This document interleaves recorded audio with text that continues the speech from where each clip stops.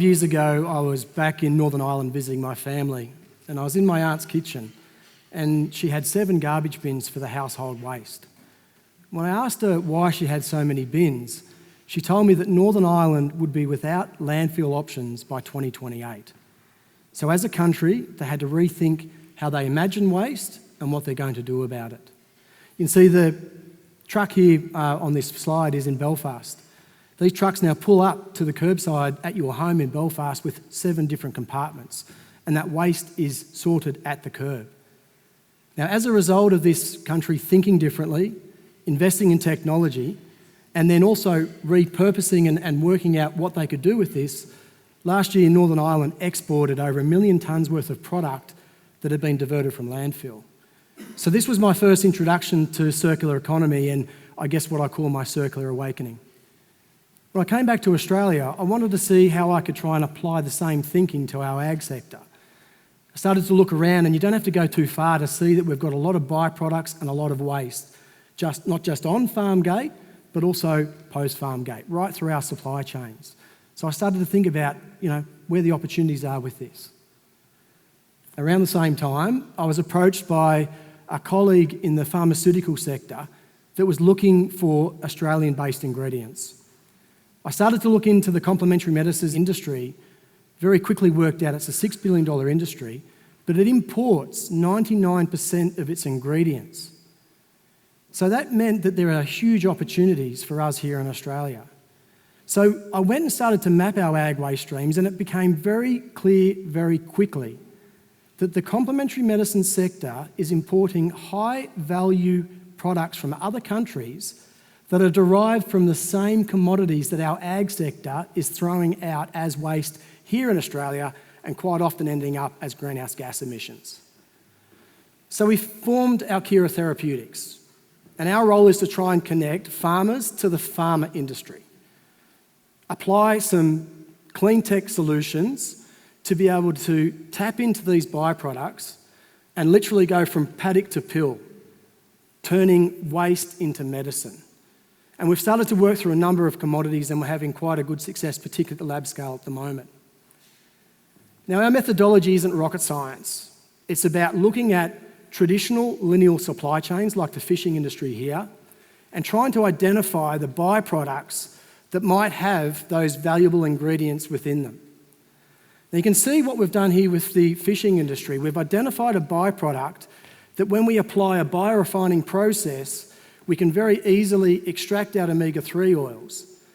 But at the same time, we've applied the same processes to our own byproducts from our biorefinery and have worked out that there are real potentials for algal production, but also renewable energy, once again completing that circular loop. And this is really applicable for a lot of plants and fruits here in Australia. So we're in Orange, let's use a local example. So we know that the wine industry in Australia produces around 350,000 tonnes of grape marc each vintage. And unfortunately, a lot of that ends up in landfill where it'll emit greenhouse gases.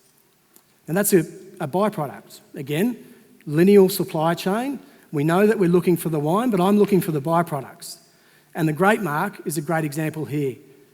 Just keep an eye down the bottom though. You can see that we've also got our sector in the nutraceutical area that's importing derived products out of grape marc, and I'll come back to that in a second. So we've investigated and found another piece of clean tech that we're applying in the grape marc example, and we've used this example from a winery here in Orange. And by taking that grape marc and putting it through a supercritical CO2 extraction process, we've been able to take out those active ingredients and be able to hopefully offer that up for the market here in Australia. Now at the moment, grapeseed extract is about $40 a kilo, remembering we're starting from a waste product. Now I have one company in Sydney that last year alone imported over $1.1 million of grapeseed extract and has put it into the brands that you're probably buying in the supermarkets and the chemist every day of the week. So there's plenty of opportunity here. As I said, this is not something new. It's being done in other parts of the world. We just need to be better at doing it here in Australia. So we've got a number of stages to what we're doing, and we've already commissioned our biorefinery, so stage 1 is pretty much complete.